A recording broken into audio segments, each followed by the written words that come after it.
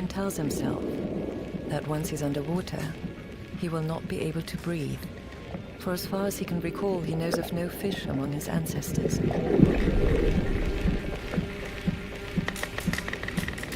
Still, he struggles to hold his breath as long as possible, to prolong his life by 2 or 3 seconds.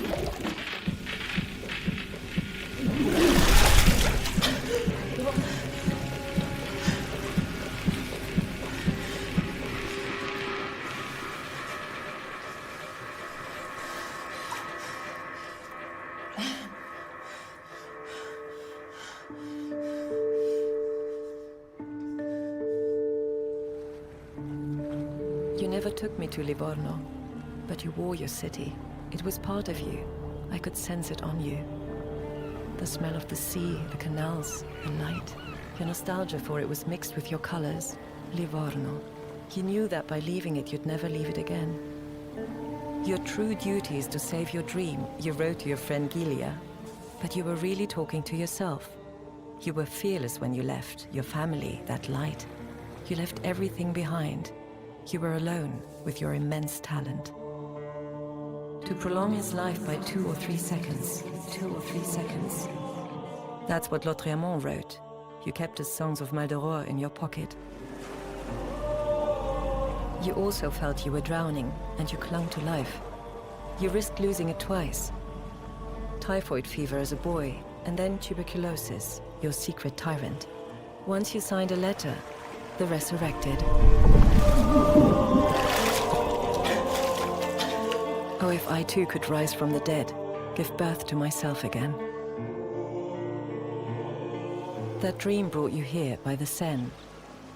You were hungry for everything, for life, for art, for eternity. For love, of course, for love. Paris, 21, you wore a black velvet coat and burned every day as if it were the last. I was just a girl and didn't know that you would burn me too. I didn't know then that you would endow me with a swan-like neck. Il y a quelque chose de mystique dans l'approche de Modigliani de l'art et de la vision qu'il avait de l'artiste. Credo che lui avesse una necessità, un'urgenza, un bisogno di esprimere, di mettere su tela quelli che erano i demoni che lo governavano.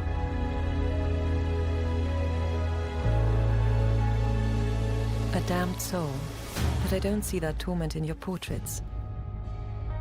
The oval faces speak to me of universal values, and the blind eyes reveal the soul.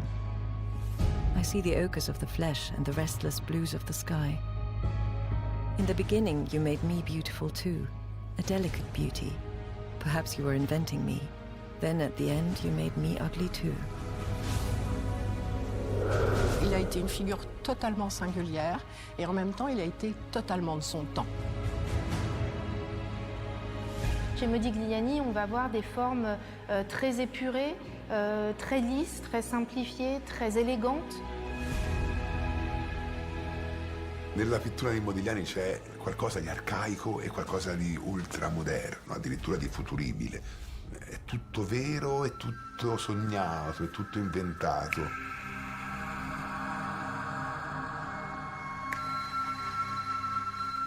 You went your own way, indifferent to everything. Easy money, art dealers in search of the latest thing.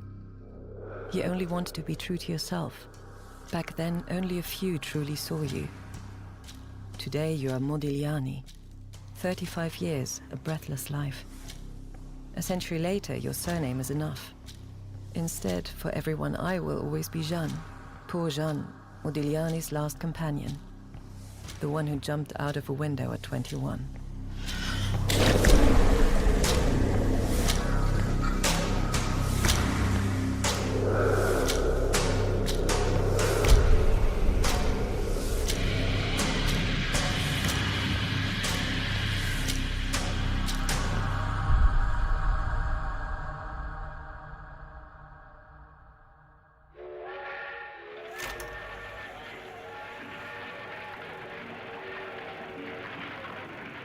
"26 hours from Livorno to the Gare de Lyon. He arrived in January 1906. 10 years after the Lumière brothers first filmed their train. You were also ready to be in a magic box. The unrepeatable grand film of Paris in the early 1900s.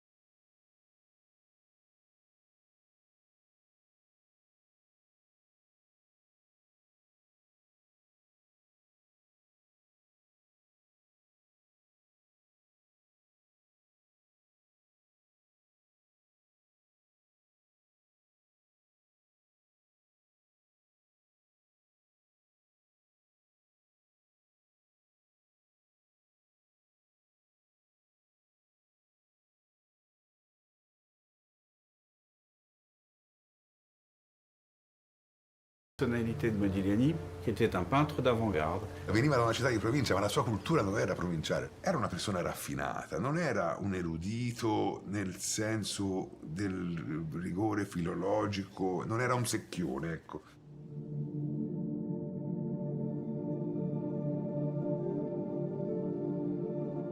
In realtà era di una eleganza naturale che solo poche persone hanno e che non si può né acquisire, né comprare, né imparare.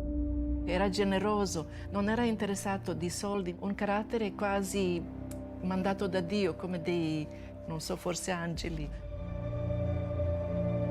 Maudit, the fallen angel. It was André Salmon, who called you Maudit, damned soul. Nice friend. Cocteau counted your empty glasses in the bars. Even the poet Blaise Cendrars went around the bistrot in the 1950s to investigate you. Il est venu ici et je regrette très fort il devait faire tes murs, là, il devait faire tes murs. D'accord. Il n'a rien fait. Et il n'a rien fait parce que malheureusement j'ai été maladroite.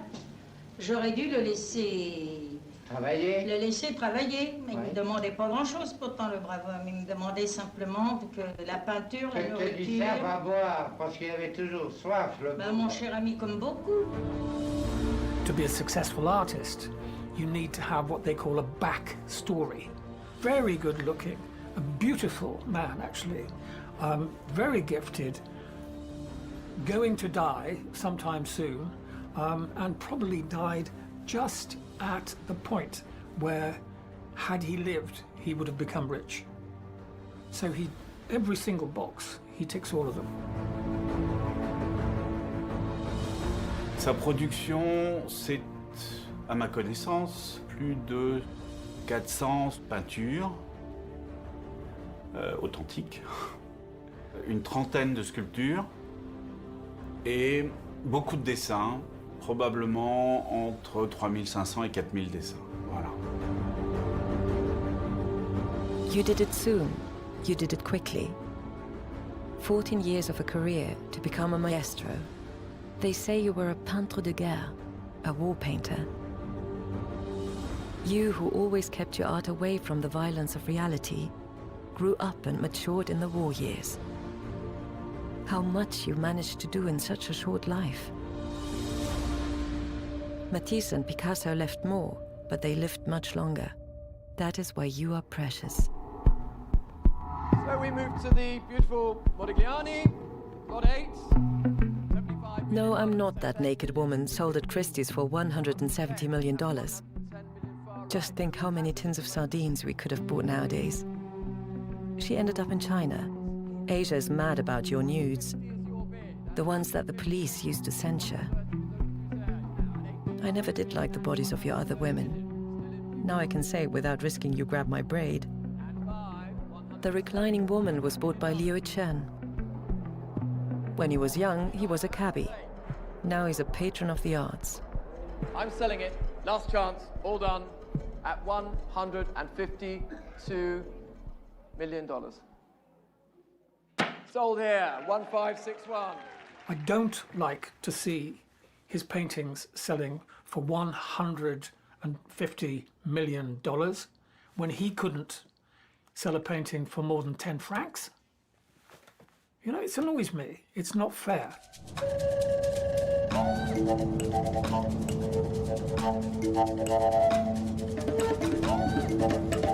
The art market went wild in Paris in the early 1900s when I was born. Paris was racing, fast and faster. An electrical shock, illuminated by 10,000 street lamps and 500,000 light bulbs. It was already the Ville Lumière, but we didn't like too much light. Paris, c'est une capitale assez extraordinaire qui devient très peuplée à ce moment-là. On est autour de plus de 2 700 000 habitants. C'est presque quelque chose d'énergie qui est très actif, et notamment à l'issue des grandes expositions internationales, et notamment celle de 1900. Wealth and misery, progress and depression, new things exciting and frightening, hospitality and prejudices. They called it the Belle Époque for its euphoria and frivolity. But the contrasts of the turn of the century were a taste of the 1900s and their ferocity. Anti-Semitism, the Dreyfus affair, the Jewish captain accused of treason in 1894, Zola's letter J'accuse in his defense. Now they make movies about it, but it was then that France lost its innocence.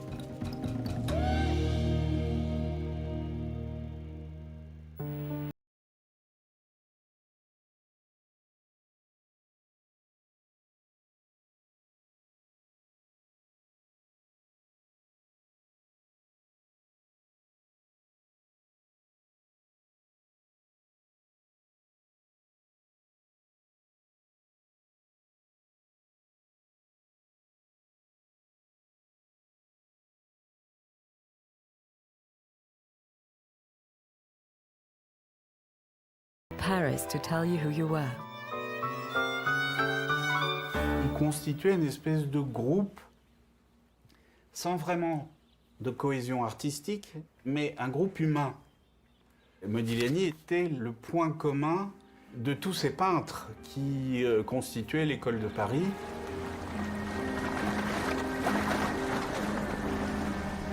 Many of them were Jews, but you were Modigliani, the Jew from Livorno. Era ebreo in una città dove gli ebrei erano fondamentalmente parte dell'elite cittadina, e invece va a Parigi e incontra gli ebrei che scappavano dalla Romania, dalla Russia. Insomma, scopre che esiste un problema per gli ebrei altrove da Livorno e non vede l'ora di appropriarsi in una maniera ancora più intensa di questa sua identità. Lo dice a tutti: io sono livornese, io sono ebreo, come dire, sono anche perseguitato.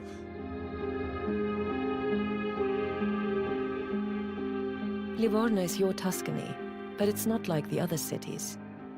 You taught me that. Livorno is Livorno, an invention that exists in 1606, constructed on a port that the Medicis copied from Venice. And Venice is even the name of its oldest quarter, the one with your canals. The city attracted new citizens and promised liberty. You and I would have been happy there, in the same boat. Arrivano gli ebrei perché chiamati da una speciale legislazione che garantisce la possibilità di fare i propri affari, ma soprattutto di giudaizzare senza incorrere nei rigori della Santa Inquisizione. Non trovano il ghetto perché non c'è, non viene mai instaurato un ghetto.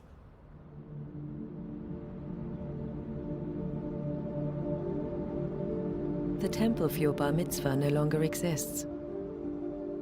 The biggest synagogue in Europe after the one in Amsterdam. The war that we didn't experience destroyed it. You became a man there. A 13 anni per gli uomini e a 12 anni per le donne si fa la cosiddetta maggiorità religiosa, che in ebraico è il bar mitzvah o bat mitzvah per le ragazze. Per quella data il bambino deve essere preparato con l'aiuto del rabbino, studia e legge personalmente il primo pezzo della porzione di Torah che si legge quella settimana lì.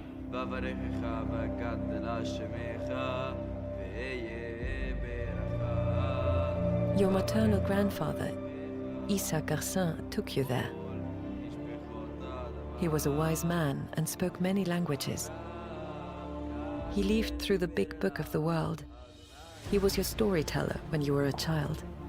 He led you to discover Spinoza, the philosopher your family claimed was among your ancestors.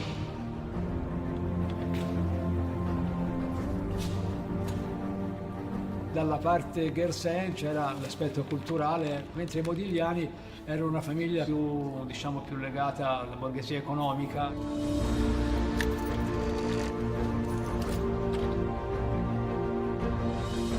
Your mother, Eugénie, came from Marseille. She was a cultivated woman and understood your passion. She always favored you, the youngest one, over your siblings. To support the family, she opened a French private school at home. You learned my language from her. In quella famiglia si fondavano partiti politici, ci si toglieva la vita, si facevano cose grandiose.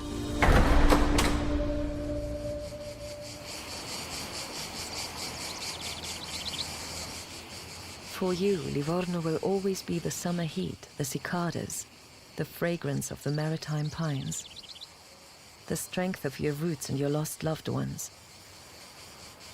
For you and your friends, Paris was another faith.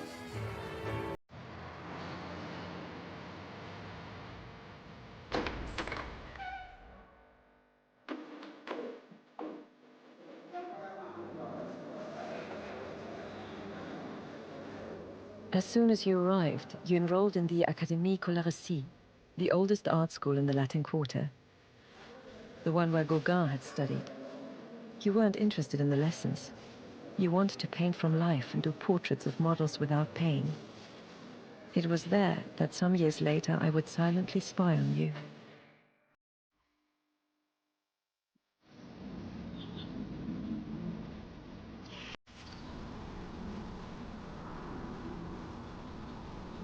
And where did you live? Do you remember the beehive of Paris? La ruche, as we say in French. It's not so different now from when you came here to take shelter.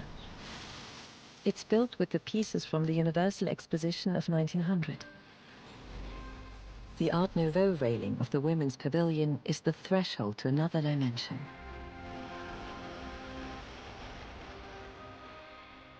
All those ateliers so close to each other, like the little cells of a beehive. Alfred Boucher, the sculptor, had financed it.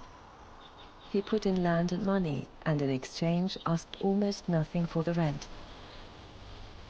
Among the many tenants were Soutine and Fujita, and then Chagall and Léger. They lived here both along with you and after you were gone. From 1902 to today, everything has remained the same. The artists working here are the new bohemians.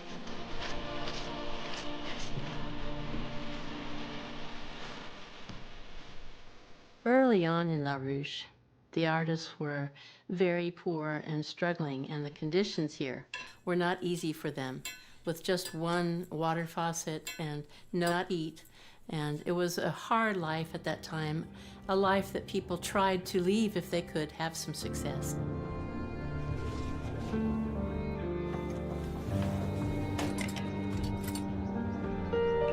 Je suis venue ici par hasard pour chercher un modèle en plâtre de mon grand-père. J'ai découvert cet endroit et j'en suis plus jamais repartie, voilà.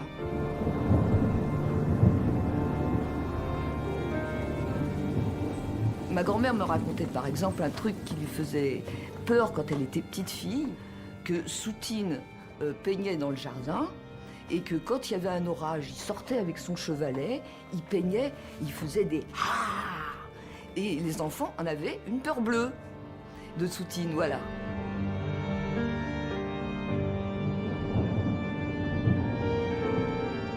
Maudit, apparemment, il était très aimé. C'était quelqu'un d'adorable. Et avec beaucoup de tristesse aussi, parce qu'il est parti très jeune et puis très malade. Et voilà.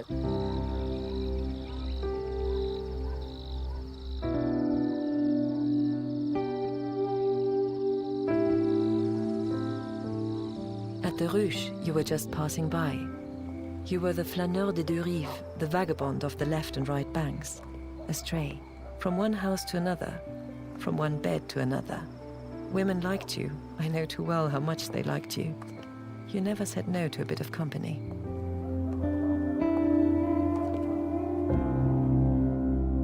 Pare esercitasse un fascino irresistibile, esteticamente, ma anche per la sua capacità fabulatoria, per la sua arte del corteggiamento, per questo suo gioco continuo di dialettica spiritosa e sarcastica. You were fascinated by cultured, opinionated women, writers and artists, the ones with whom you had some ideas to exchange. At the beginning, it was like that with me too. Believe me, I wasn't jealous of your past, my dear Amedeo. But I did want to know.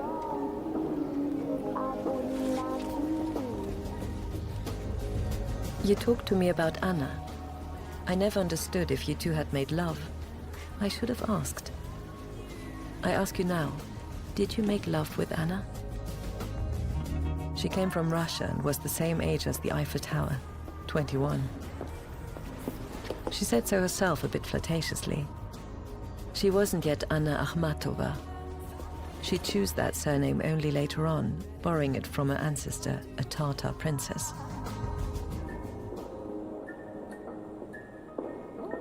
When you met her in Paris in 1910, she was just Anna, a young woman on her honeymoon. But her happiness would begin to fade right there in the Ville Lumière. Her poet husband left her all alone day and night. Nikolai Gomilyev preferred dedicating himself to his conferences, and other things too, I imagine.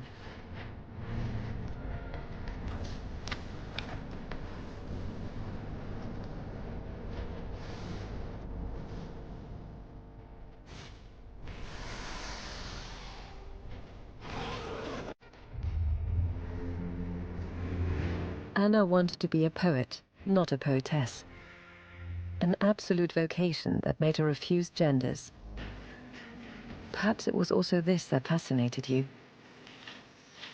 Amedeo and Anna, two kindred spirits. You were perfect together. Happy that you and she remembered the same verses, you recited Verlaine. You were a friend and a confidant for her. But in the Paris of those days, things happened. One day she went to visit you at your atelier. She threw red roses into the studio, but you weren't there. When you returned, you couldn't believe that those roses were there by accident. They were so perfect, like the two of you, a poem without words.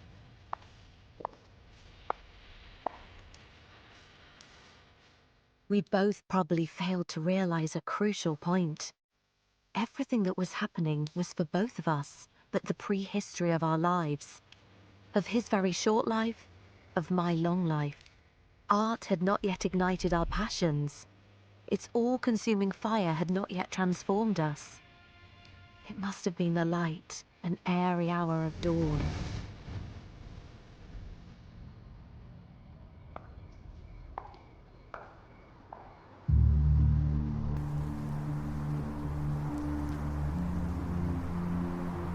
You met again in 1911. It was the last time. Anna became Akhmatova, the most important poetess of 20th century Russia. Or should I say poet? She was the voice of the people oppressed by Stalin's regime.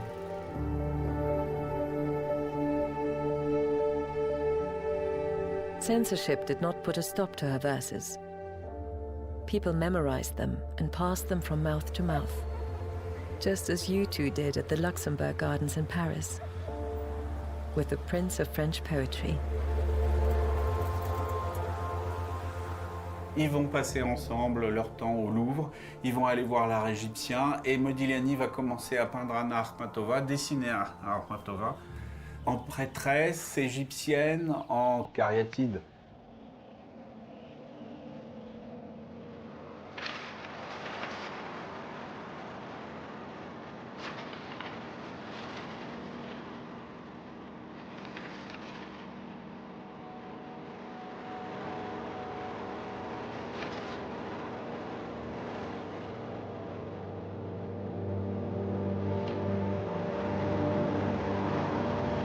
Osip Zetkin, the sculptor, came to your atelier and saw a sea of paper agitated by the wind.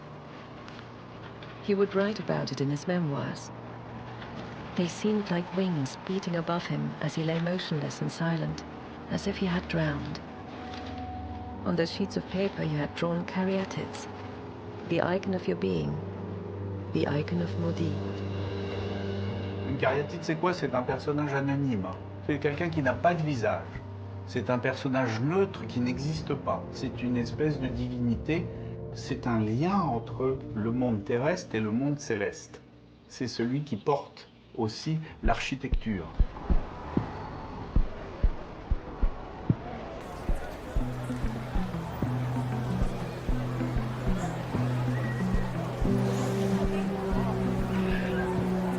Frauengestalt, die ein Gewicht trägt, ein Gebälk trägt in der antiken griechischen Architektur. Um 1900 im Jugendstil gibt es viele Karyatidenfiguren. Sie tragen Schalen, sie tragen Gefäße. Bei Modigliani sind sie Trägerinnen, ohne etwas zu tragen. Sind sie Trägerinnen, ohne ein Gewicht auf sich zu haben. Es hat ihn diese Form interessiert.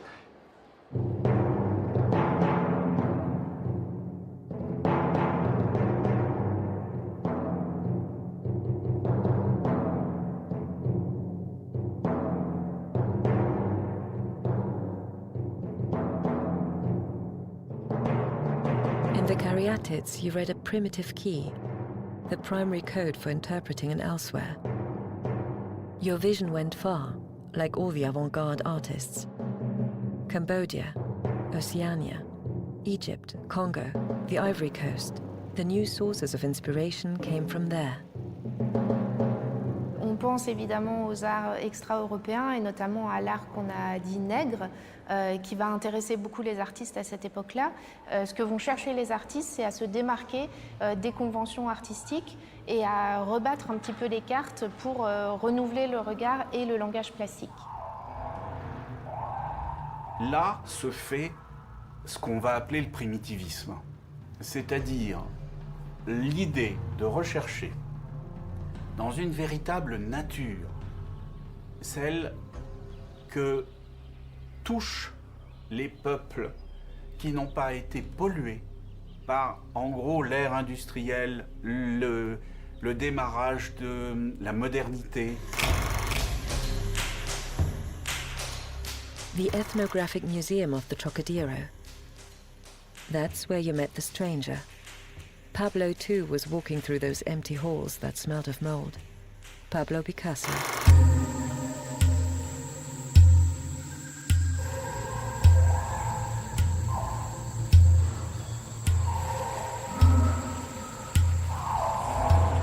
These were Pablo's fetishes, a collection of art from Africa and Oceania, now in the Musée Picasso Paris. He used them as a mirror to look at himself.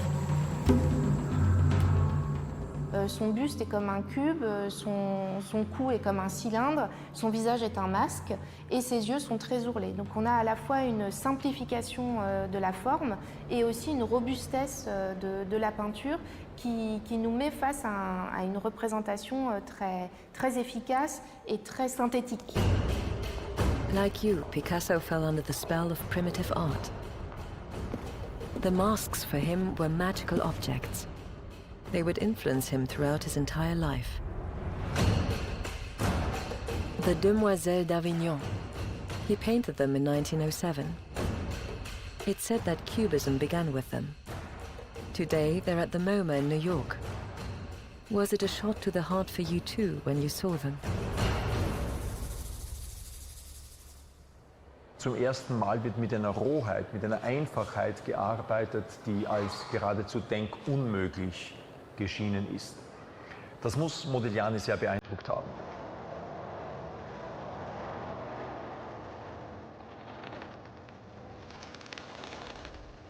I never understood your relationship with Pablo. There was esteem between you, but also envy. He was already Picasso. You were not yet Modigliani. You hung out together. You went to the Bateau Lavoie, the old piano factory on the hill of Montmartre, that Picasso had transformed into his headquarters. But you didn't try to get into his good graces. It just wasn't you. Non aveva per nulla l'elemento dell'ipocrisia o della cortesia diplomatica, del giovane artista che vuole farsi apprezzare. Era prendere o lasciare, insomma, era una personalità che si divertiva a sfidare il mondo proponendo la propria autenticità. Picasso, c'est un instinctif. C'est un puissant. C'est quelqu'un qui fonctionne avec son ventre, ses tripes, comme on dit. Et vous avez Modigliani, qui lui est un intellectuel.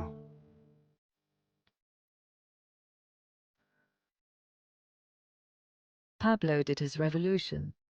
You went another way. Yours.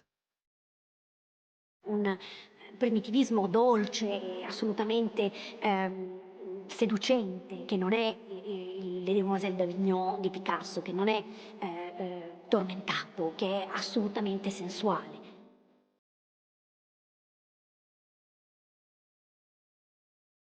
Petit à petit, la caricature va devenir un portrait. Et le portrait va devenir absolument réaliste à un moment. Tout ça en restant dans ce style, ce grand style que Modigliani invente. Le masque et la cariatide vont jusqu'au bout être présents. Picasso avait un Modigliani dans sa collection, un Modigliani de 1918 qu'on a encore aujourd'hui, qu'il a probablement acquis dans les années 40 auprès d'un marchand d'art, Fabiani. Néanmoins, des témoignages attestent que pendant la guerre, en 1916-1917, Picasso souhaitait travailler un soir mais n'avait pas pu se procurer de toile vierge à cause des bombardements et, pris par l'urgence de créer, aurait peint par-dessus un Modigliani qu'il avait déjà dans sa collection à ces années-là. Et donc cette acquisition tardive de 1940 serait peut-être là pour réparer quelque chose, l'œuvre dont il s'était privé de lui-même dans les années 10. You found the perfect place for experimenting your freedom. In 7 Rue du Delta, a utopian space where artists could live and create. Paul Alexandre, a dermatologist with a penchant for art, founded it in 1907. A shame that the First World War dispersed the members of that commune.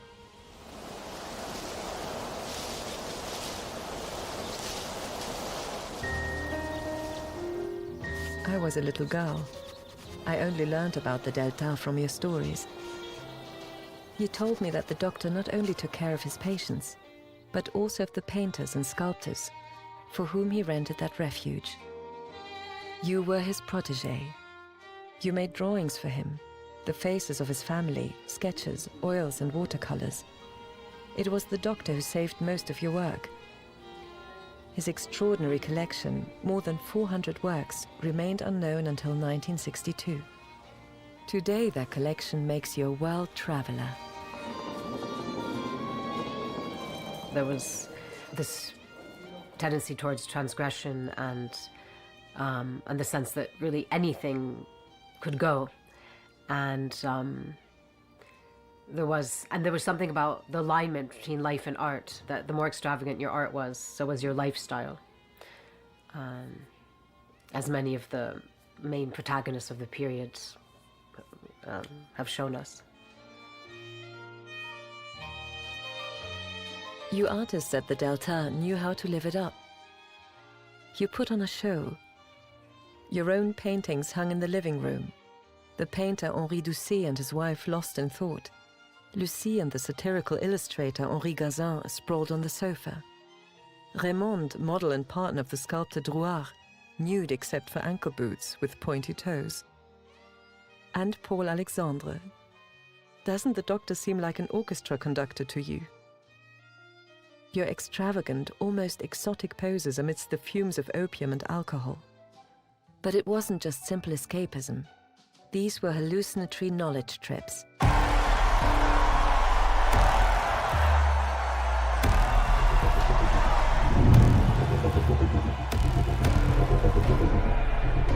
saw the music. The gas burners seemed to be placed on different levels, like the notes in an imaginary pentagram, he said. And I sang the melody that I saw written there. And who or what was in your visions? Was I already there? La drogue était une expérimentation, c'était une expérimentation pour essayer de voir des choses que les autres ne pouvaient pas voir, une espèce de portail ouvrant les portes à l'artiste de vision.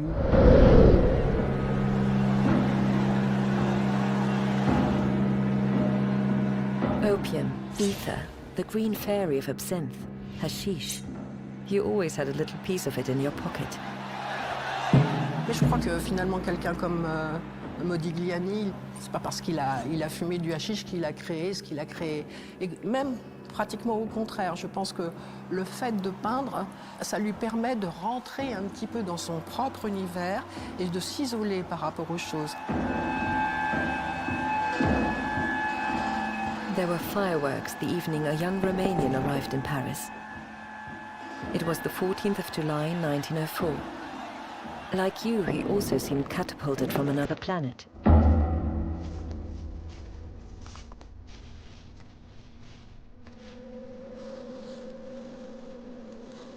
He left Romania on foot and traveled through Austria, Germany, and Switzerland. Different countries where he worked as a farmhand to pay his meals and a place to sleep. But his hands, used to toil, were those of a sculptor. His name was Constantin Brancusi. You also wanted to sculpt, Amedeo. Brancusi was your ideal companion. You two were united by stone. You even shared an atelier for a while. Over time, Brancusi's studio changed address too. His atelier world is no longer in that den where he lived like a hermit, immersed in white plaster dust, located in Enpasse-Fonsain, a cul-de-sac near Montparnasse. Today, the Brancusi atelier is a small building opposite the Centre Pompidou. But inside it is the same energy as in his den.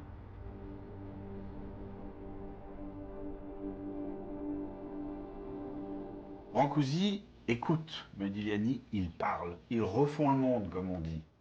Et ce qui est extraordinaire, qui est un indice pour moi, nous avons un immense portrait de Paul Alexandre, dans lequel, sur le fond, vous avez une espèce de colonne sans fin. It became the symbol of your friend Brancusi's work. Did you foresee that? In any case, there was an exchange between you. You learned the technique of direct carving from him.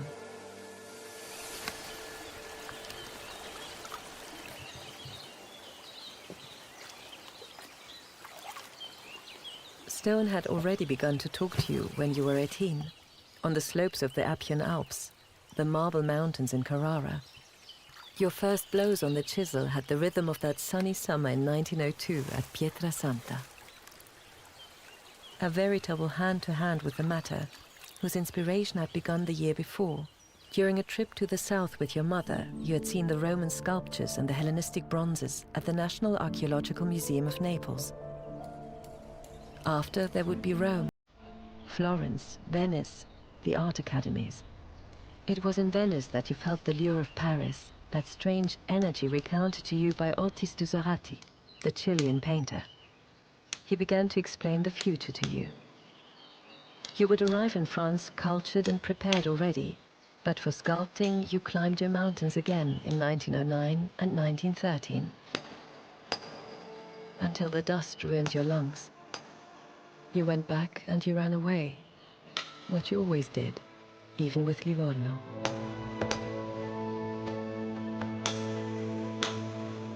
Vuol dire avere delle radici così profonde, così radicate, così attaccate a quella terra e invece avere la necessità di recidere, di andare, di spostarsi, di navigare, di viaggiare, di confrontarsi, di scontrarsi con tutto quello che è altrove.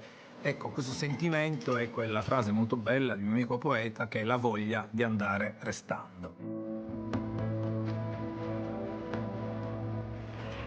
For your Livorno friends, you were always Dedo. When you returned, you went looking for them at the Café Bardi in Piazza Cavour, the artists' hangout. You brought your news from Paris, told them about your caryatid heads, the ones you exhibited at the salons.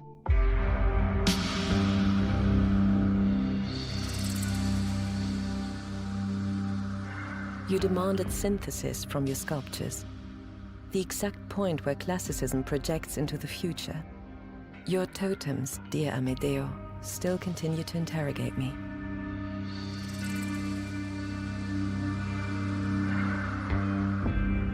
Es ist dieses Vereinfachen, das Interesse an der Form, wie es die afrikanische Skulptur, wie es die Skulptur der Kykladen, wie es Botticelli hinterlassen hat. Und Botticelli, Paris, Modigliani, Picasso und andere, hat in ihm einen urtümlichen Primitiven gesehen, nicht anders als in der anonymen Skulptur der Stammeskunst Ozeaniens oder Afrikas.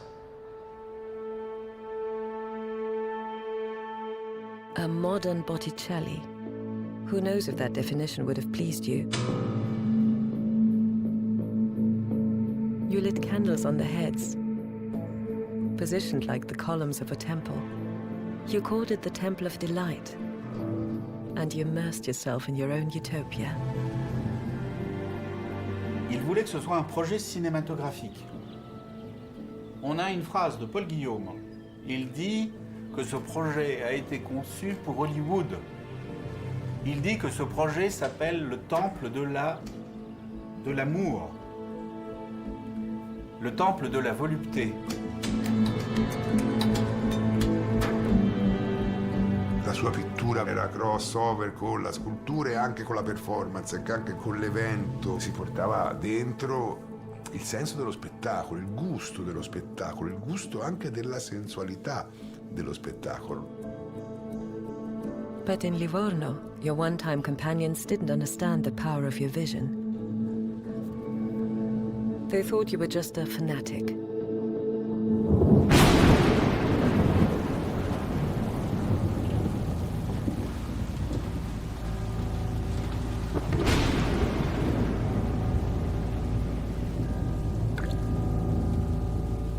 In July 1984, you'd have been 100 years old. Your hometown was finally ready to celebrate you with an exhibition. The rebel son who had made his fortune far from the sea. You two could finally be reunited. It all ended up in a hoax. The great hoax of Maudit's heads. The most clamorous deception in the history of art. Something like that could only have happened to you. That mixture of Livornese mockery and Jewish humor.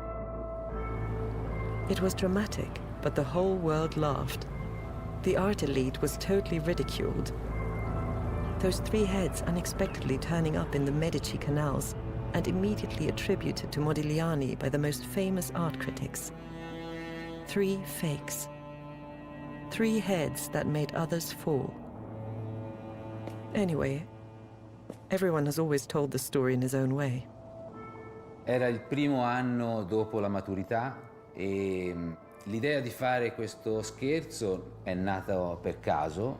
Era stata organizzata questa mostra su Modigliani e secondo una leggenda Modigliani, prima di lasciare Livorno nel 1909, aveva gettato delle sculture nel fosso che circonda la città vecchia. Tout d'un coup, il y a une conservatrice de musée qui dit mais je vais aller les chercher. Et c'est tout à fait logique, la chasse au trésor, c'est un des jeux merveilleux de l'histoire de l'art.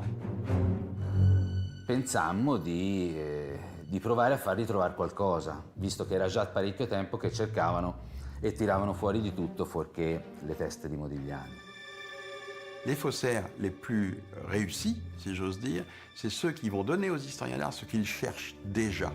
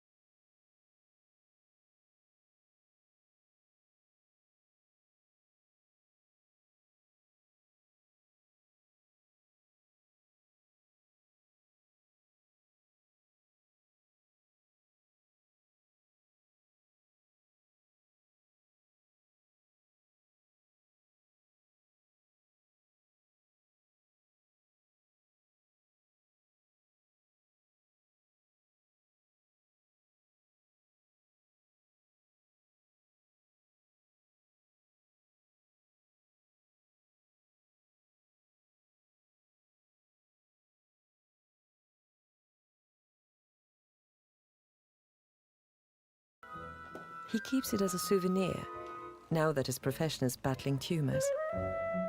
Questa è stata una piccola tragedia e ora che è passato, direi, tanto tempo da allora, credo che sia arrivato finalmente il momento di fare la pace con questa storia e di rifare la pace con Modigliani per la città. The fondness for putting on a show is something the Livornese have in their blood. You did too, but maybe cinema had something to do with your taste for it. Your Livorno knew the cinématographe of the Lumière brothers. They stopped in the city in the summer of 1896 and would return to film your sea. The Lumière brothers enchanted the Livornese at the Eden Montagne Russe, the amusement park on the seafront.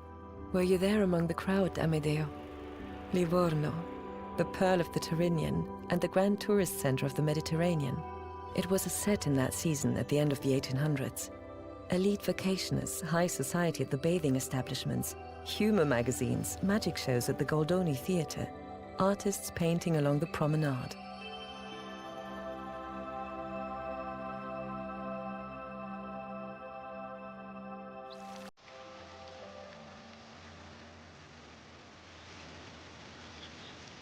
Villa Mimbelli had just been built.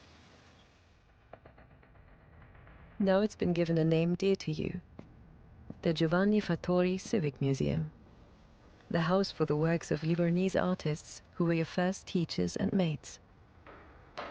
At 14, you were delirious from a high fever. "I'm missing the train to go to the Uffizi," you yelled. Your mother made a promise. If you survived typhoid fever, she would permit you to become an artist. È nell'infanzia in cui si matura uno sguardo e che poi questo sguardo ce lo portiamo dentro per tutta la vita. So, from 1898, you began to attend Guglielmo Micheli's art courses. Guglielmo Micheli aveva una scuola privata frequentata dai giovani dell'età di Modigliani. Il maestro li portava in campagna a copiare la natura. The macchia, the splotch, clean, quick brush strokes to capture the air and the light. They contemptuously called them macchiaioli, splotchers, but the gamble of Giovanni Fattori, the father of the movement, paid off. C'è una bellissima foto di Fattori con la moglie Marianna e con Modigliani, giovane, molto sorridente, molto contento di essere insieme a questo anziano artista, e credo che per Modigliani probabilmente Fattori è stato un punto di riferimento. Fattori's battle scenes were still in your eyes, but another war was brewing. In August 1914, you too wanted to leave for the front. Apollinaire, born in Rome to a Polish mother, enlisted in the army for our France. So did Polish Moise Kiesling, Swiss Blaise Cendrain, Belarusian Osip Satkin, and many others. Picasso accompanied the French artists Braque and Derain to the train station. My brother André went also. Not you, you remained. You had fooled everyone about your tuberculosis, but not the military doctors. Declared unfit. The war was raging, and the world around you changing. Art had new addresses, and for you, love too. Dès lors que les grands travaux ont poussé un petit peu, ont raccroché le village de Montmartre à Paris, le pôle s'est décentré un petit peu et les gens sont allés s'installer du côté de Montparnasse, où là aussi il y avait les académies de peinture, où là aussi il y avait les cafés pour les accueillir.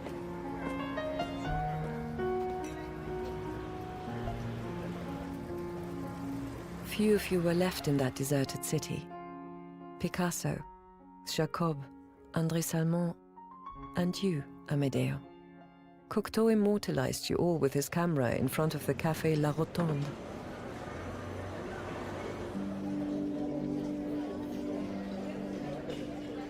And her, Which table was she sitting at? After Anna, there was another woman come from afar who made your head spin. Beatrice Hastings, foreign correspondent for the London weekly The New Age, where she wrote the column Impressions of Paris, was soon to be part of your story.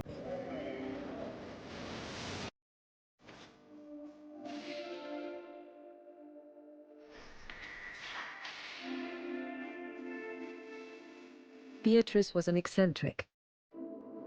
In Paris, they called her the poétesse anglaise. But for you, she was a Madame Pompadour. Beatrice's excessive tastes, especially in hats, reminded you a bit of her. You were always seduced by extremes, above all in women. I also experienced her life in an exaggerated way, but only inside of me. I would have never gone about in the city toting a basket of live ducks like Beatrice.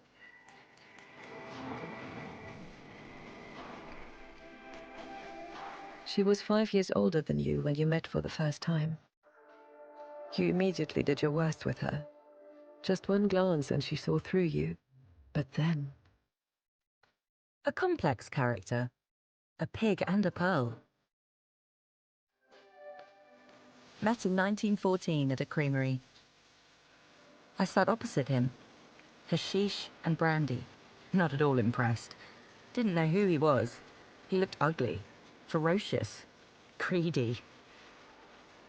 Met again at the Café Rotonde. He was shaved and charming.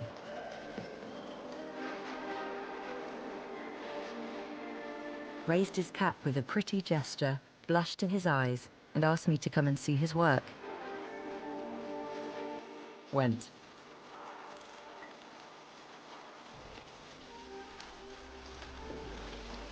Modigliani and Beatrice Hastings, they only spent a little under 2 years together, but their relationship was one of such turmoil, but also creative ferment.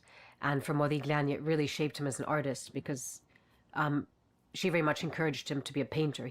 They got into many fights, constant rows, but there was always that dichotomy between some sort of, something quite violent about their love, and but also, I think they were both creatively very galvanized by the other person.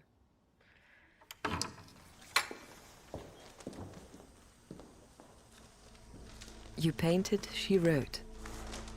Hastings had a strong character. She refused to be dominated.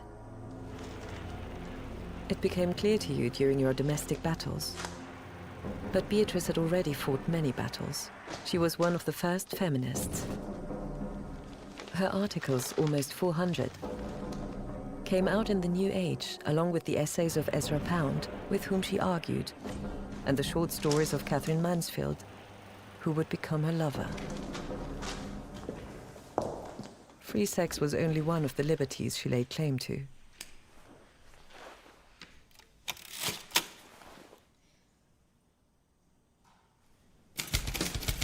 It is the duty of every woman who is already informed to communicate the whole truth of the atrocities to which her comrades were subjected. It is the duty of every woman in the movement to learn this truth. Rape is irrevocable. Any means taken to prevent it are justified. Allow no man to handle you, but at his peril. Beatrice Tina, December the 10th, 1908. Beatrice Tina was one of her pseudonyms. She used 13, many masks to endow a voice to different viewpoints on reality. Through her editorial practices, Hastings was a central figure in the New Age's staging of public debate about a really extraordinary range of issues, from socialist alternatives to free market capitalism, to women's right to vote, women's right to sexual freedom, women's property rights. She was redesigning women. She was designing modernity. She was very interested in creating new opportunities for herself as well as imagining new kinds of social worlds for women.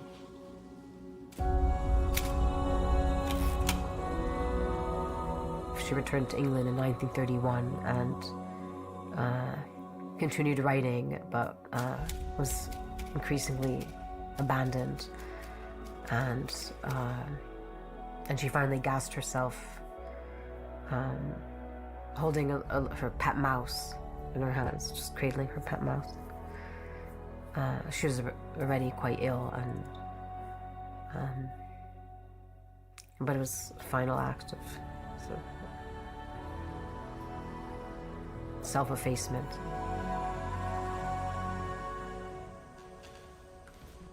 You and I had been gone for more than 20 years.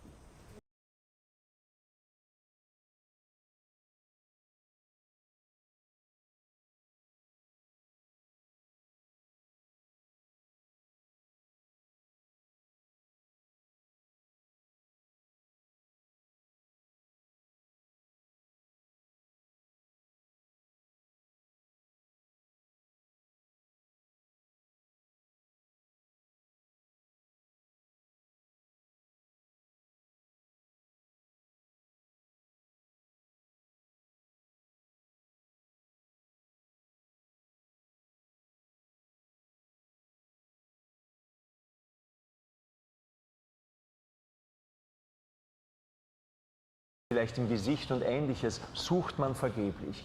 Er ist am Umriss, an der eleganten Linie, an der Linie als solcher interessiert, am Lineament und nicht an einem Detailrealismus. Er ist eben kein Realist. Modigliani hatte von Anfang an in seinem Schaffen letzten Endes nie ein Interesse an der Individualität gehabt.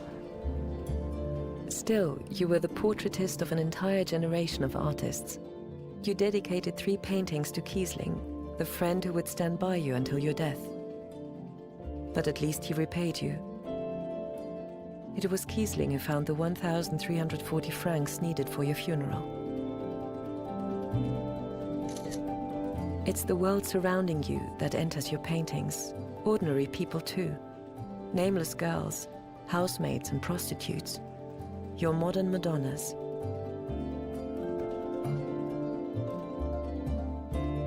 Perhaps when you painted them, you remembered the Italian artists of old. Duccio di Buoninsegna, the 14th century Siena painters, the thoughtful expressions, the long necks as solid as columns. But what power there was in your simplicity. Without the wealth of medieval golds, you also used the Renaissance to create your 20th century Venuses. Quand il fait le portrait d'une prostituée qui s'appelle la laitière, il l'a fait poser comme ça, c'est la pose de la Fornarina de Raphaël. In fact, the Fornarina, Raphael's lover, was an ordinary person. It said she was a baker's daughter.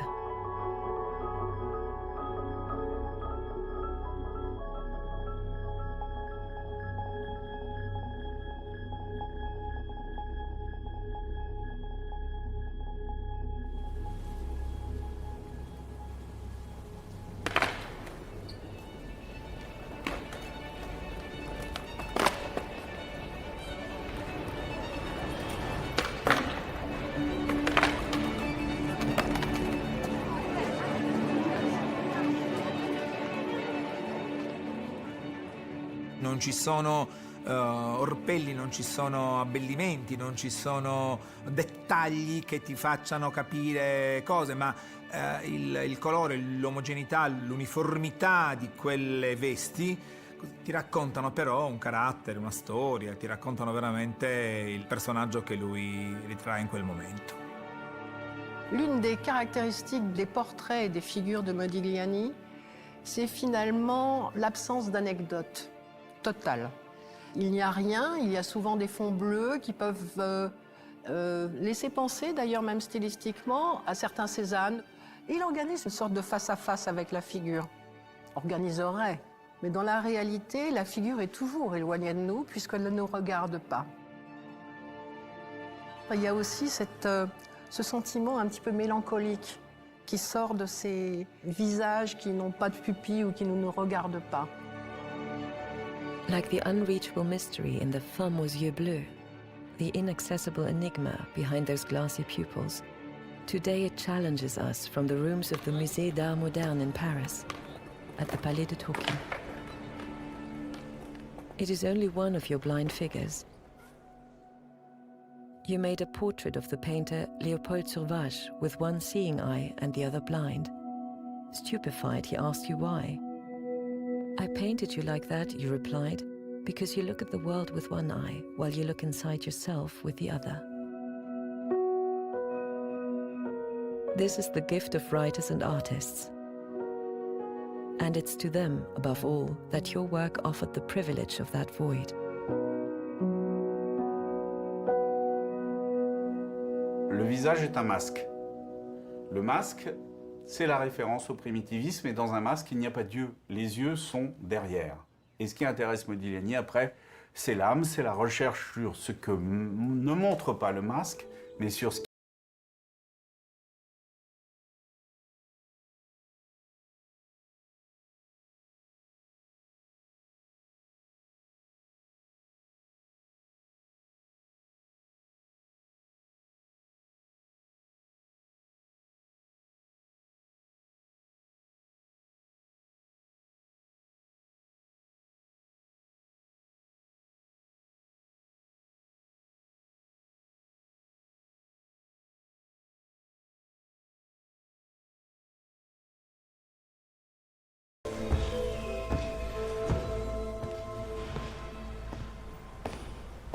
Derain, Picasso, Matisse, the whole school of Paris. That season is still alive in the albums of the Paul Guillaume archives. The youngster who bet on you. Your first dealer.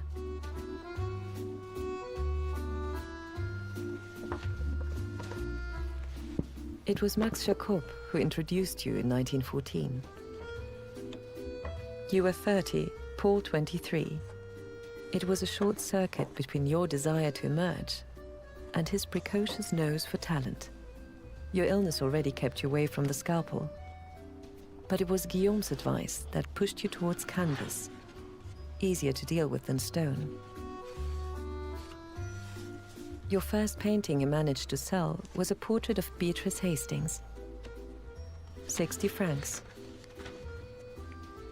At the time, the pay for 10 days' work at the Renault factory.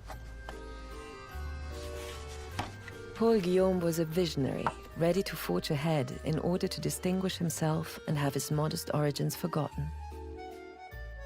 That's how you saw him in 1916.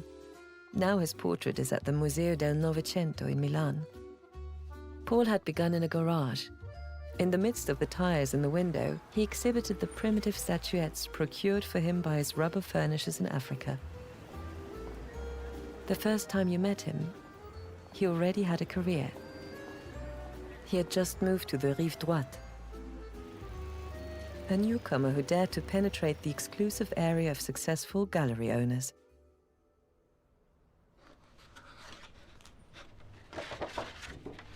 Guillaume's archive conserves the photos of the paintings he had dealt with, their inventory numbers, dimensions, and exhibition notes. The authenticity of a work of art is also connected to the reconstruction of its history. Que si vous détruisez des archives, on va perdre toute la mémoire de... C'est l'histoire et la mémoire des gens qu'on détruit, là, comme ça. Si l'historien d'art peut retracer l'histoire du tableau, alors on peut suivre le pédigré du tableau, et là c'est quand même plutôt rassurant. Si un tableau apparaît aujourd'hui, surtout d'un artiste comme Modigliani, de nulle part, alors là, il faut vraiment faire attention.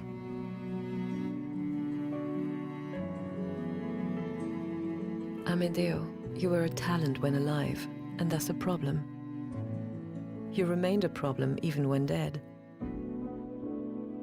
The art world immediately began to exploit you. I was no more, and couldn't watch over you, take care of your legacy. Les faux Modigliani qui sont effectivement apparus très tôt après sa mort. Et le problème de Modigliani, c'est comme il est mort pauvre et que son atelier a été dispersé, on n'a pas une vision globale de ce qu'il a produit. Donc on peut inventer des tableaux qui n'ont jamais existé. Harry Bellet has found a name for this kind of creators. Illustrious forgers.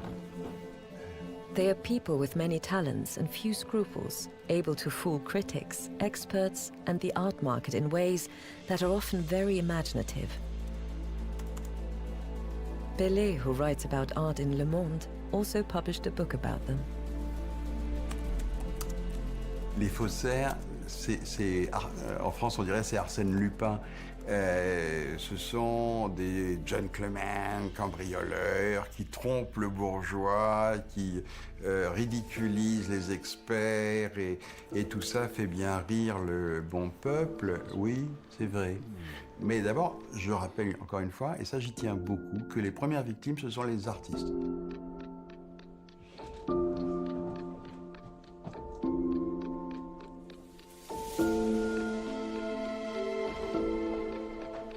When I was a criminal art forger, I was using totally modern materials.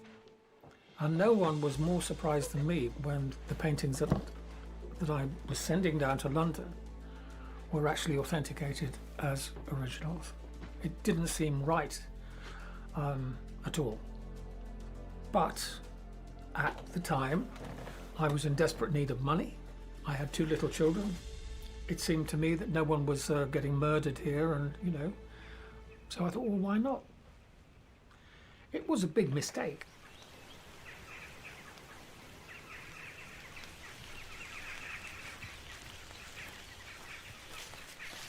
That's John Myatt. He was the king of the forgers. He lives in England, in Staffordshire, with 700 trees keeping him company. He's still an artist and paid his debt to society. He authored a masterpiece, the most stunning art fraud of the 20th century. Between 1986 and 1995, he and his accomplice, John Drew, put 200 art forgeries on the market. Surrealists, Cubists, Impressionists. Scotland Yard arrested him in September 1995.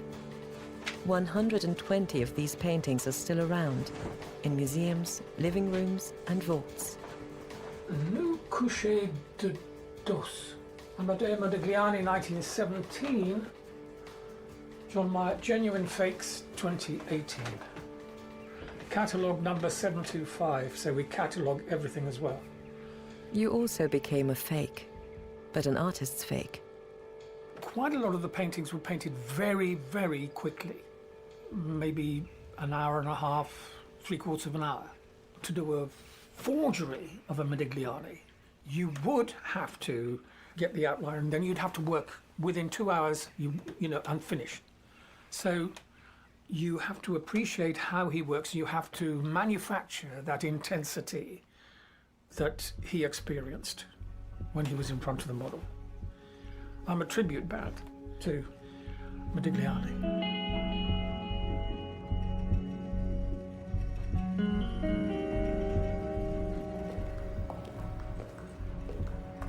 Today, the girls who bear Modigliani's signature end up under digital microscopes.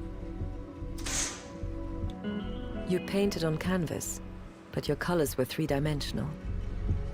You never did stop sculpting, even with the paintbrush.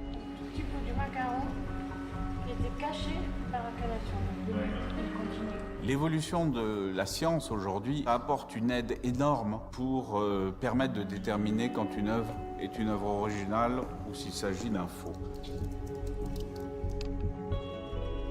Alors, comment on peut faire une méthodologie sérieuse sur l'analyse d'un tableau? On prend les tableaux dont on est sûr qu'ils sont de l'artiste, de Modigliani. C'est des modèles. On analyse la composition des modèles, la composition chimique, la toile, etc. Et ça fait une sorte de trame sur laquelle on va pouvoir plaquer tous les autres tableaux. Si un tableau est dans la trame, il a des chances d'être bon. Si le faussaire n'a pas repris tout le processus, parce qu'ils sont capables de ça aussi. Et puis, s'il diffère de la trame, du modèle, là, on peut avoir des doutes et donc analyser plus avant.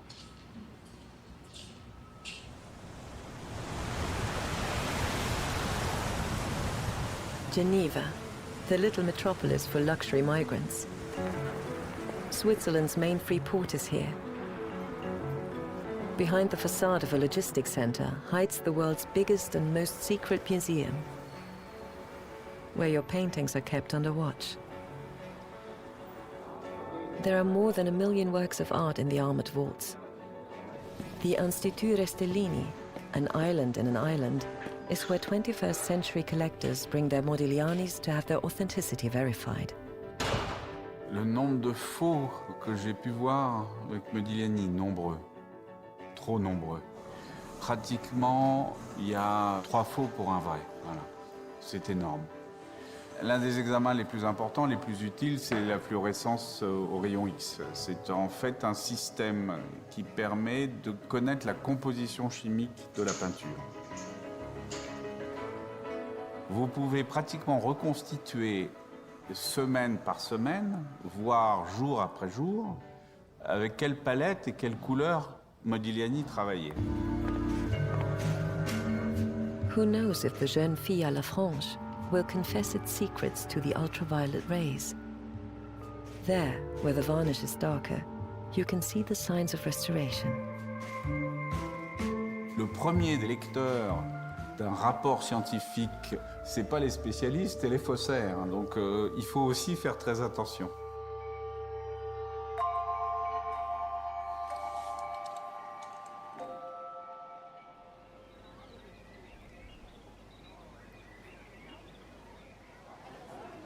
London already knew about you. In August 1919, 50 of your drawings and 4 paintings were shown at the Modern French Art Exhibition. The art critics began to notice you. You weren't able to be here in person to enjoy this first success, but your work spoke for you. Today, as every year, the Royal Hospital of Chelsea opens its doors for the Masterpiece London Art Fair. Here you are too, among the stands. Ça a été une formidable aventure de réunir ces 2 tableaux. Franchement, c'est la première fois que je vois quelque chose d'aussi incroyable. Elles ont pu être ensemble depuis pratiquement 70 ans. 70 ans. Ouais, ouais. La Bourguignonne and the jeune femme au macaron used to live side by side on the living room walls of this house, the home of Roger Dutilleul. You knew each other. C'est d'ailleurs pour moi un collectionneur vraiment caractéristique de Modigliani. Tout le mouvement antérieur, les impressionnistes, ont été faits par des marchands. La génération après a été faite par des collectionneurs. Et Modigliani est l'archétype du peintre qui a été construit totalement par des collectionneurs. C'est un mezzo.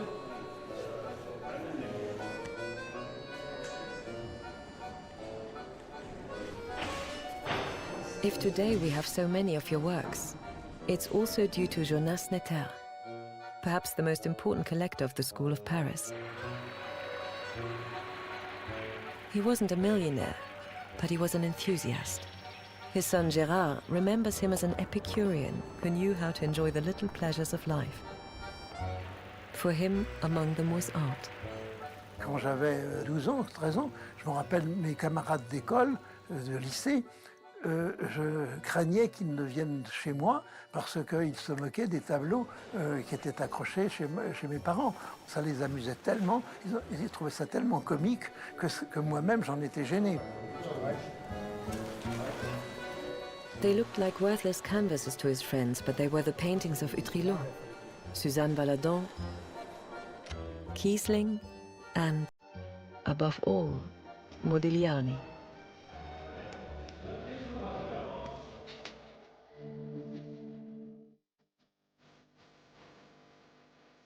In one of your paintings, Fillette en Bleu, Gérard Netter saw himself reflected.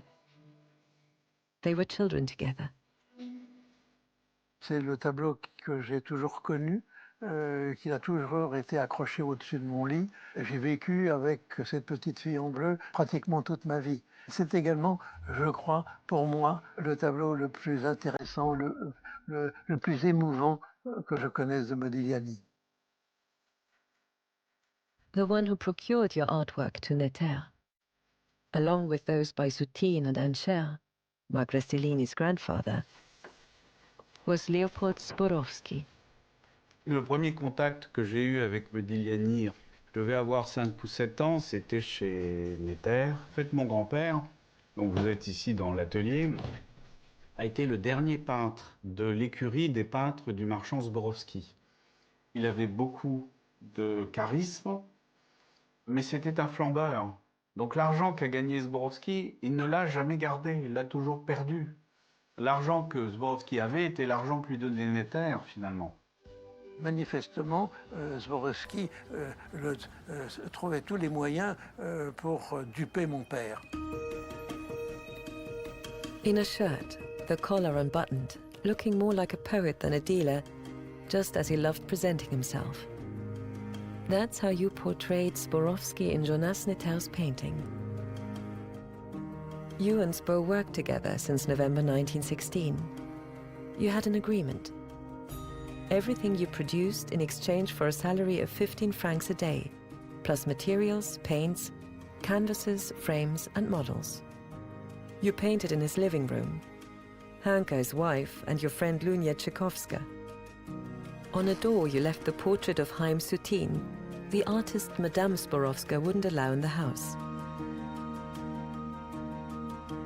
He's too dirty, she used to say. But you liked this young man that you met in 1915. He came from a small Jewish village near Minsk. Soutine offered you hospitality at Cité Faguière, a poor quarter with 36 artists' ateliers. Your raggedy kingdom is the only one that survives. Mira Maudouche works here now. Qui non c'era la luce elettrica e qui non c'era il pavimento, era proprio terra battuta e avevano dei pineuse, sono dei pulci probabilmente, e allora hanno fatto come un canale nella terra, mezzo l'acqua e in mezzo lì sono allungati tutti e due e Modigliani che leggeva Dante Alighieri alla bugia, come si chiama, bugia, alla candela, insegnava Soutine così italiano.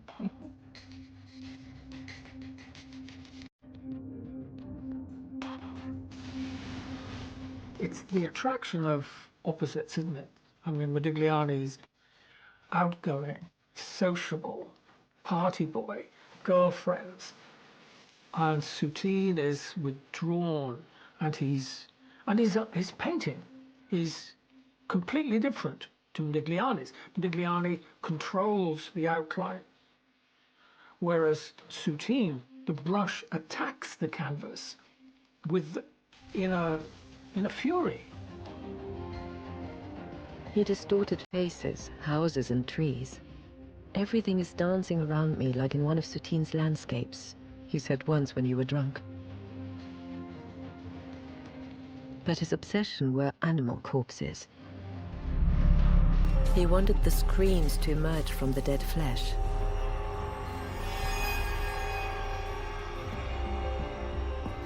He altered, deformed, and uglified himself too.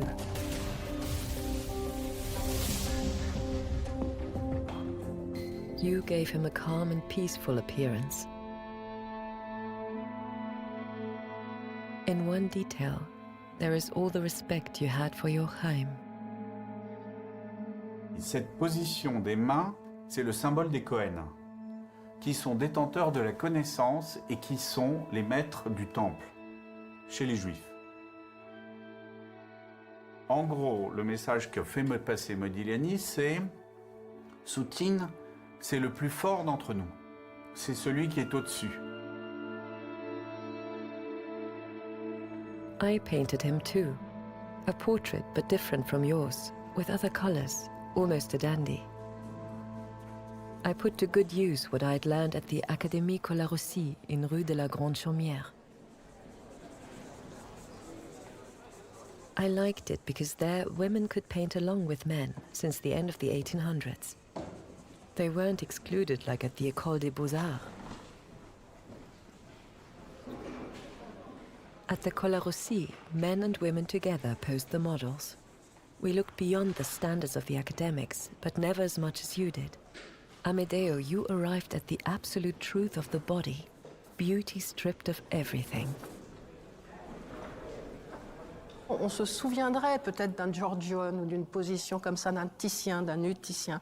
Et tout est changé par son style à lui, par sa manière de voir les choses, par sa manière de les transformer et d'exprimer finalement la courbe d'une figure féminine, du simple nu féminin, qui est aussi la signature de l'artiste.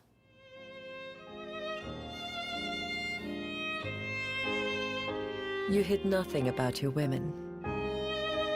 That brazen authenticity was scandalous for the art world. It was Monday, December the 3rd, 1917, when you inaugurated your first and only solo exhibition at the Berthe Weil Gallery. Your nudes in the window and everyone gaping at them.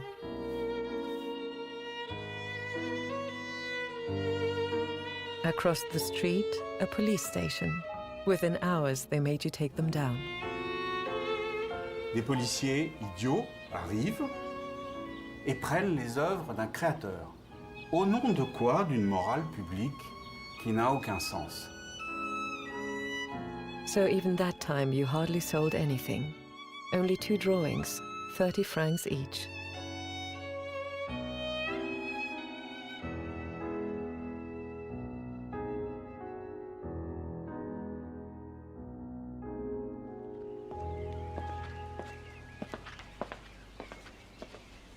(1917), the turning point in my life. I too was studying to become an artist.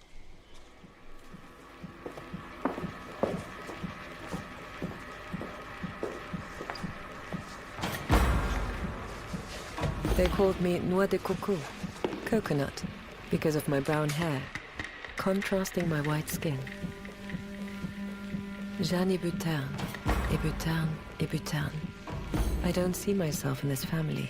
Hebuterne. Everyone at home always called me Jeannette. Like a child, even when I was 18. They knew nothing about what I felt or what I thought. As long as André was there, he protected me. Painting together with my brother was lovely. He had his landscapes, I my domestic stories. I wish he was still here.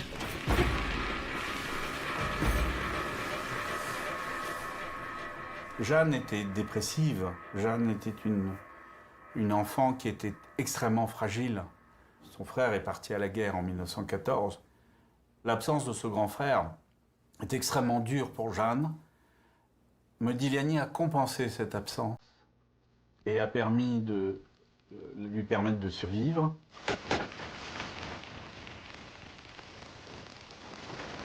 When did I stop being maman et papa's Jeannette? I think it was at the Montparnasse Artists' Carnival in 1917. I dressed up as a Russian peasant, wearing a white sheet. We laughed so much that night. You were so different. Another world waiting for me. And you kept looking at me. Looking at me. I told no one about it. You said I was like an angel with a severe face. I kept that happiness to myself.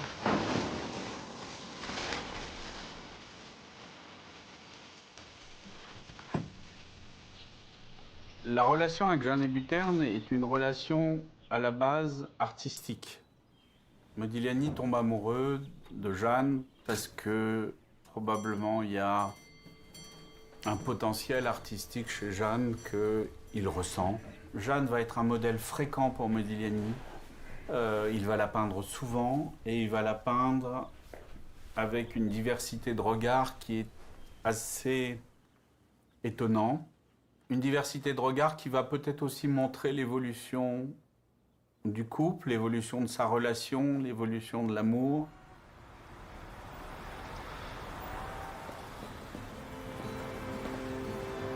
Art was inside and outside of us.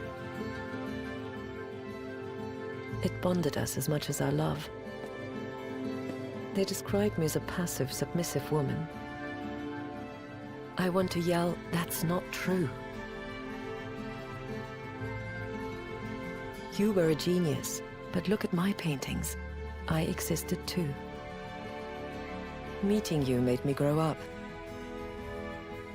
I watched you paint confidently. You inspired me. With the same emotions you also felt about my work. You always believed in your coconut.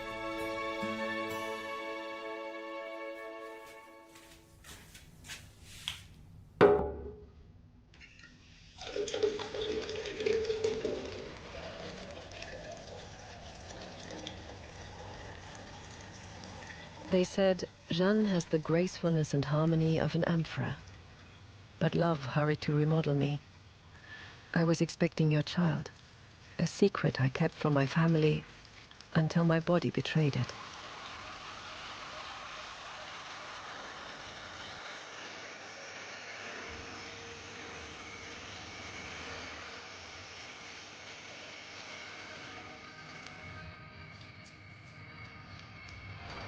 Months passed like being underwater. You got worse and drank more and more. With money from Neter, Spore left for Nice and dragged us all along with him. It was in March 1918. Meanwhile in Paris, all hell broke loose. The bombs and the Spanish flu pandemic. I hoped that the southern sun would warm you. I remained silent and sketched my dream. I was expecting Jeanne. But you were too restless and irritated by my mother's presence. I thought that at least the baby's birth in November would give you a little peace. But after a few months, you went back to Paris. No, you didn't do me a favor leaving me alone with my mother and the baby. I went after you. But where were you? January 1920, Rue de la Grande Chaumière, a few steps away from the academy where we met each other. Our L-shaped home, where you spent the last week of your life, where we made our last works. You painted yourself as an artist. I painted the end, yours and mine.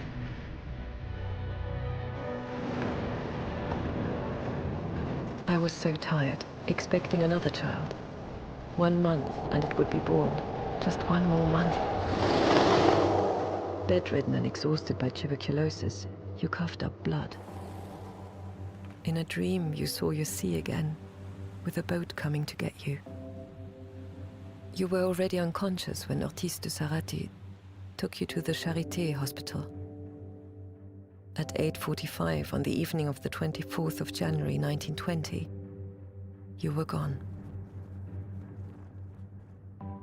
Finisce i suoi giorni da solo con la Jeanne nel gelo di questa mansarda e tutti colpitissimi, tutti gli amici, tutti i grandi artisti si mettono i soldi, le mani in tasca e li realizzano uno dei più grandi funerali che un artista abbia mai avuto. Quel giorno a Père Lachaise c'era l'arte del Novecento schierata, c'erano tutti, c'erano i grandi artisti, c'erano la gente di Montparnasse e di Montmartre, c'erano le ballerine che lui aveva frequentato, c'erano gli intellettuali, i dandy, i futuristi, i fauvisti, i bohemiens e improvvisamente c'erano i mercanti, erano lì arrivati come avvoltoi, viene proprio da dire, perché quei dipinti che fino al giorno prima pagavano poche decine di franchi, poche centinaia al massimo,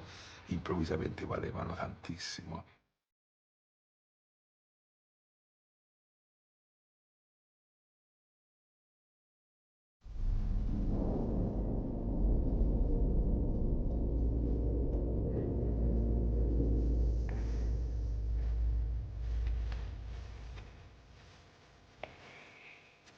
We know that we'll meet again. You and I swore that to each other. I climbed the stairs in my family's house. 5 floors. I know that this is the last time.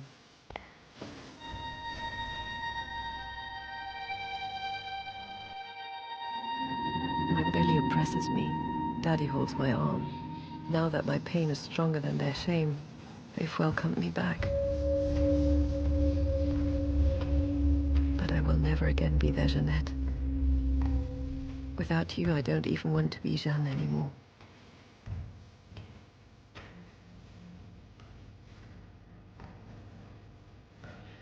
André watches over me.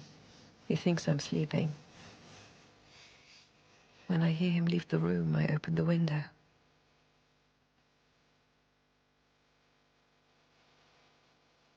It's still dark outside.